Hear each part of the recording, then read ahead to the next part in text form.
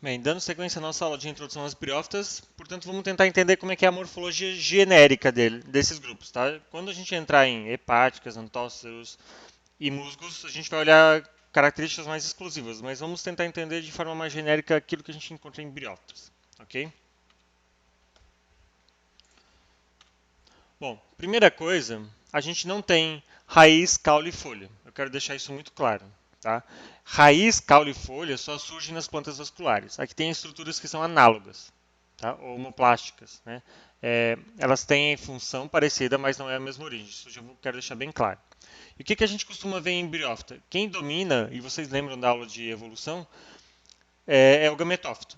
Tá? Então a gente geralmente está vendo o gametófito, que é essa parte verde aqui de baixo, de um musgo. Tá? Quem mora em casa, eventualmente pode procurar no jardim, vocês podem procurar foto na internet, né? E quando chegar para a gente ter a nossa aula prática, a gente vai ver isso com detalhe. Mas quem domina é o musgo. É o gametófito, que é essa parte aqui de baixo. Tá? E aqui tem um filídeos, como eu vou mostrar mais adiante. Aqui tem um certo caulídeo, os rizóides aqui não estão visíveis. Tá? Essa estrutura aqui em cima é o esporófito, neste grupo aqui. Tá? E ele só surge eventualmente. O esporófito ele é nutrido pelo gametófito. Percebam bem, o esporófito é nutrido pelo gametófito. A gente vai chamar isso de matrotrofia, que é exclusivo das briófitas. Tá? E quando eu falo briófitas aqui, eu estou falando de sensu lato, de todos os três grupos. Nas plantas vasculares, o gametófito não nutre o esporófito e nem vice-versa.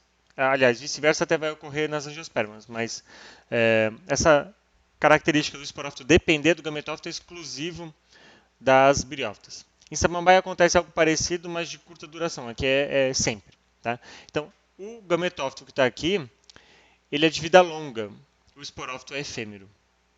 O esporófito tem essa estrutura que geralmente é uma seta, dependendo do grupo, tá? E essa cápsula aqui. Tá? Aqui dentro vão ser produzidos os esporos. Aqui em cima do gametófito, esse ângulo não permite, mas depois eu vou mostrar para vocês, foram produzidos os gametas, masculinos ou femininos. E eu sei que aqui em cima tinha um gameta feminino. Tinha uma homosfera que foi fecundada e saiu o esporófito. Né? Porque a gente tem lá, gametas se fundem, produzem um zigoto, esse zigoto se desenvolve num esporófito. O esporófito produz esporo, o esporo cai no chão e germina, originando um gametófito, que produz gametas que se fundem formando um zigoto que produz um esporófito e por aí vai. Eu vou detalhar um pouco mais o ciclo de vida numa das próximas slides, tá? Mas o que a gente tem, né? Então o esporófito ele consiste de um pé que está inserido aqui dentro do gametófito, que vai fazer a parte nutritiva, né, de absorver nutrientes do gametófito, seta e esporângio, né, no formato de cápsula. Tá? Isso é genericamente falando, tá? Só que várias espécies só se conhece o esporófito. Aliás, raramente se conhece o esporófito. Tem espécies na Europa, alguma coisa nos Estados Unidos, que só se conhece gametófito, portanto elas só se reproduzem assexuadamente. Tá? Não se sabe se elas perderam a capacidade de produzir o esporófito no último glacial, né, no último Pleistoceno, nos últimos 20 mil anos mais ou menos, e por algum motivo elas eliminaram essa estrutura e produzem só essa. Tá? E, inclusive, tem espécies que ocorrem dos dois lados do oceano. Tá? Então, assim, é um grupo bem curioso de se estudar ainda. O que a gente teria de morfologia geral, portanto? Tá? Aqui eu tenho uma briófita clássica, um musgo, né? Aqui uma hepática folhosa, que produz estruturas parecidas com folhas, uma talosa, que é um talo, tá? Que é essa daqui de cima. Essa é uma folhosa, tá? Aqui eu tenho uma briófita, aqui, e aqui eu tenho um antócero, tá?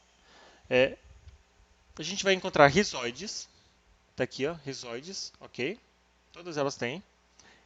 A gente vai encontrar um caulídeo, aqui. Aqui tem caulídeo, aqui não tem caulídeo, porque isso é um talo, aqui não tem caulídeo. Tá? Então, caulídeo eu tenho em musgos e em hepáticas folhosas. Tá? Essa estrutura aqui, ó, parece um caulezinho. Ok? Aqui não dá de ver, né? O filídeo eu tenho em musgos, eu tenho nas hepáticas folhosas, né? Porque tem filídeo. Hepáticas talosas e antóceros não têm filídeos. Tá? Seta, em alguns grupos, aqui e aqui. Aqui eu não tenho seta. Ok? E eu vou encontrar aqui a cápsula nesses grupos. Tá? Aqui não é uma cápsula, tá? Aqui é outra estrutura. alongada, ou é uma cápsula alongada para alguns autores, tá? Mas não tem esse formato de cápsula clássico. Então é importante reconhecer, especificamente a gente vai encontrar rizoides, caulídeos, filídeos, seta e cápsula. Isso compõe o genérico de todas as briófitas, tá? E aqui vocês têm a legenda, né? Para vocês darem uma olhada em todas as estruturas, mas eu vou detalhar elas quando eu entrar em cada um dos grupos, tá? Eu acho mais interessante dessa forma. Então aqui dando um zoom um pouco maior, né? Um negócio chamado protonema, que eu vou falar um pouquinho mais adiante. Rizoides, caulídeo, filídeo, seta, cápsula. Gametófito, esporófito. Aqui em cima produz esporos. Aqui dentro produziu gametas. Tá? E qual é a origem e diversidade desses grupos? Né? Aqui a gente tem uma árvore evolutiva, quero chamar, aqui está o ser humano, né? Nós surgimos, né? 1 milhão de anos, 4 milhões de anos atrás, mais ou menos. E vamos retornando, né, nessa espiral até a origem da Terra uns 4 bilhões de anos atrás, mais ou menos. Né? Mais ou menos no Ordoviciano se encontra esporos de hepáticas fósseis. Ok? Então isso dá mais ou menos entre 430 e 510 milhões de anos. Então nesse período já se encontra fóssil de esporos de hepáticas.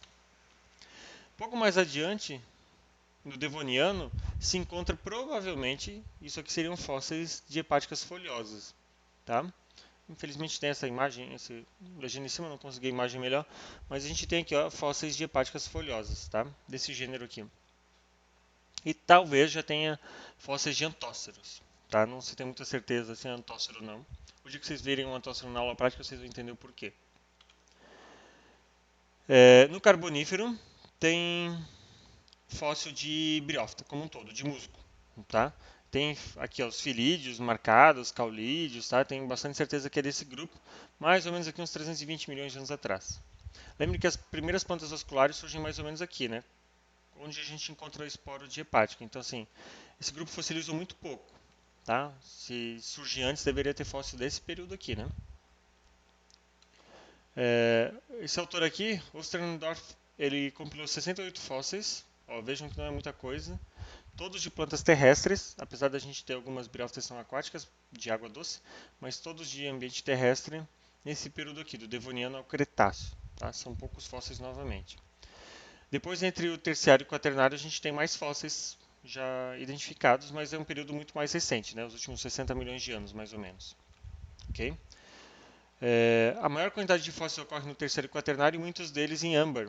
Então, isso aqui é na Rússia. Ó. Âmbar é seiva, né? Solta por uma planta.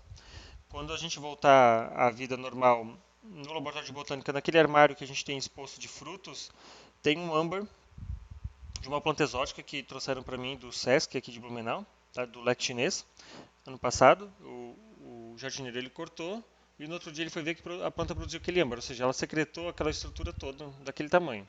Se tivesse, eu não parei para olhar muito, mas eu acho que não tinha nenhum inseto fixado lá dentro. Mas pode ser que virasse um fóssil para daqui a 50 milhões de anos os ETs encontrarem neste planeta, né? Então aqui, ó, olha o filídeo bem conservado em âmbar, tá? Isso aqui é do terciário. Aqui também é da República Dominicana, o fóssil, né? Onde hoje é ela. Caulídeo, filídeo, isso aqui a gente não tem dúvida, tá? Mas são bem recentes, né?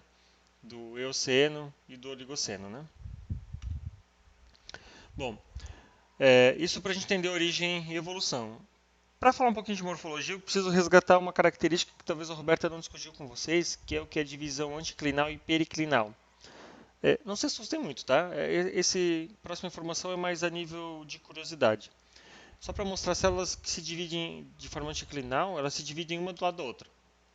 Elas vão indo para o lado, tá? A divisão é aqui, ó. É nesse sentido aqui. Quando é periclinal, elas vão formando camadas. Camadas uma em cima das outras, porque a divisão é nesse sentido, tá?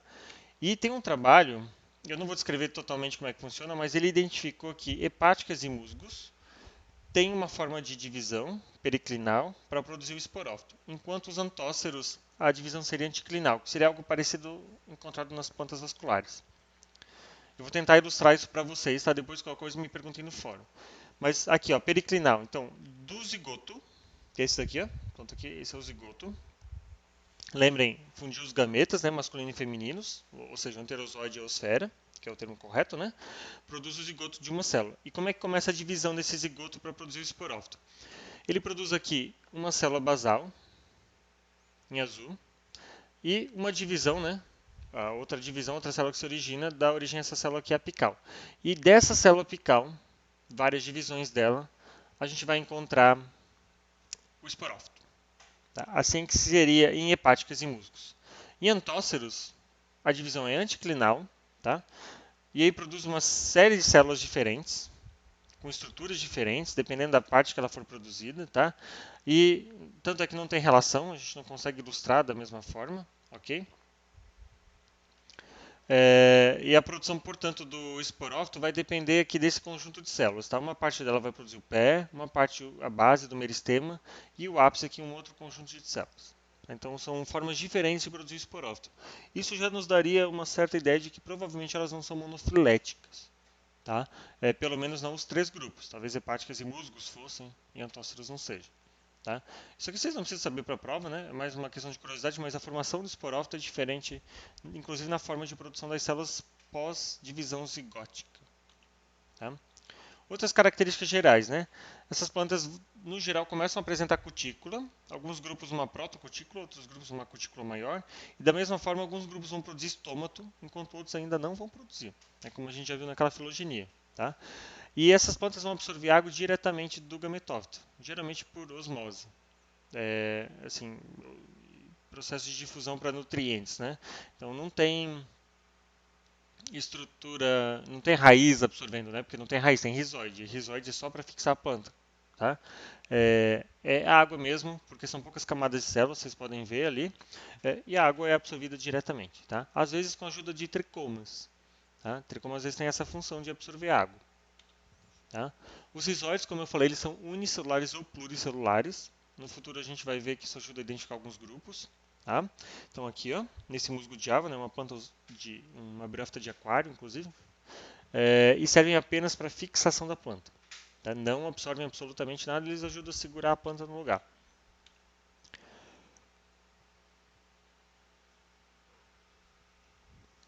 Bom, umas características reprodutivas importantes. Os gametângios, né, só para lembrar vocês que é onde se produzem os gametas, eles são agrupados no ápice, geralmente, às vezes envolto por essas brácteas, ok? Formando o que se chama de gametécios, masculino e feminino, tá? Que é a estrutura onde vão estar os gametas aqui. Tá?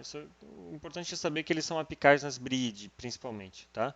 Aqui a gente está vendo, ó, inclusive, esporos sendo liberados. Tá? Tinha um esporângio ali próximo que deve ter liberado. As plantas elas podem ser dioicas ou monoicas. Dioica, né, de sexos separados, monoicas do mesmo sexo. E se assim forem, elas podem ser autocoica. O gametângio vão estar em ramos diferentes, nessas bríade que se ramificam. Paroica, no mesmo ramo, tá? Isso a gente só vai encontrar em musgos. E sinoica, misturado no mesmo gametécio, tá? Misturado nessa estrutura. Então pode estar numa parte aqui ou aqui paroica ou na mesma parte sinoica. Isso também é nível de curiosidade, tá? A gente pode encontrar os vários padrões reprodutivos dessas plantas. E algumas a gente só conhece o gametófito, como eu falei, especialmente essa aí que é a Tortula pagorum. Tá? Esses esporos estão aqui não são dela, porque ela não produz esporos, né? E a gente vai encontrar, olha só que interessante.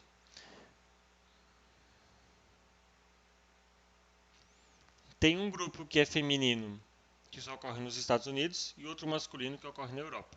E na Austrália tem os dois sexos. Né? Mas ela não produz esporófito. Então, assim, vai explicar, né? Ainda não tem explicação. Tá? E como é que é o ciclo de vida dessas plantas? Eu vou usar uma briide, né, uma briófita clássica como modelo. Eu vou reforçar aqui de novo, ó, rizóides, caulídeo, filídeos, distribuídos aqui verticiladamente, de forma oposta, alterna, de todas as formas. Isso é o gametófito. Aqui em cima está o esporófito, com o pé, que está aqui embaixo, a haste ou seta, né? E a cápsula. Tá? O que acontece? É... Deixa eu achar a melhor parte para a gente fundir, porque está faltando um pedacinho aqui, né?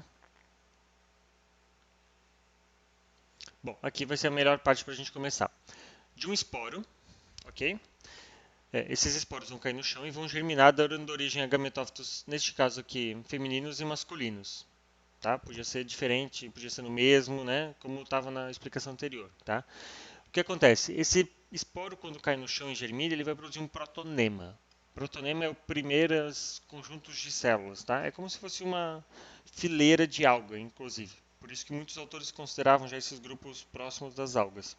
Uma fileira de células, tá? Uma atrás da outra, que começa a se desenvolver em gametófitos. E pode surgir mais de um gametófito do mesmo protonema, porque ele pode germinar aqui, imaginem, como se fosse um estolão de morango, né? Aquele tipo de caule, né? Uma analogia. Ele se estica e vai saindo é, várias mudinhas, mais ou menos assim, tá? Então produzindo esses gametófitos, tá? O gametófito masculino, aqui em cima, vai produzir anterozoides, que são os gametas masculinos. Esse gameta masculino vai ter que nadar até a osfera, que está aqui no feminino, que é nessa estrutura aqui, ó. Tem um canal do pescoço aqui, que a gente vai ver mais adiante, nessa estrutura toda que está aqui no ápice, tá? Pode ter um, pode ter vários, no geral tem só um, que eu me conheço desses grupos, tá? Esse anterozoide vai ter que nadar até essa osfera. Para isso ele precisa de água, por isso que essas plantas também não são muito grandes, né? Então ele nada, ele sai nadando com gotas de chuva, enfim, com orvalho, e tem que nadar e subir aqui e chegar na osfera. Não é um caminho muito prático, né? Ou seja, não é uma reprodução muito fácil também. Uma vez que chegou aqui, ele fecunda a osfera, ele é N, esse é N, gametófito é N, esse gametófito é N, esse esporo é N. Né? Tudo isso é N, ok? Funde, forma o zigoto, que está aqui. E aí, dependendo do grupo, né, de divisões periclinais ou anticlinais, tá, esse zigoto começa a fazer divisão e cresce sobre o gametófito. Então, o esporófito cresce sobre o gametófito, é, que é 2N. Então, eu tenho aqui uma estrutura N ao redor e aqui subindo a estrutura 2N. O gametófito está aqui, faz fotossíntese. O esporófito geralmente não faz, a não ser aqui na cápsula que é verde. A haste ou a seta geralmente não faz. Tá? É, esse esporófito então se desenvolve, ele não dura muito tempo, vai produzir essa cápsula. Aqui dentro tem um tecido esporogênico, né, do esporângio, que vai fazer meiose e produzir esporos. Esses esporos caem no chão, germinam produzindo os gametófitos. Entenderam? Qualquer dúvida, vocês sabem para me chamar, né? Então aqui eu tenho aqui meiose, meiose, meiose. Aqui vai ter mitose, mitose, mitose para produzir essa estrutura 2N. Aqui dentro ocorre meiose para liberar esporos de novo. Tá? Aqui só um zoom um pouco maior, né? Comeu esse pedaço aqui, mas só para chamar a atenção do gametófito que está aqui, tá? Que são N. Do zigoto, que vai surgir da fusão deste gameta masculino com esse gameta feminino, que está aqui já se dividindo para produzir esse esporófito. Tá? Agora eu dou uma pausa e a gente segue na sequência com a importância e a ecologia dessas plantas.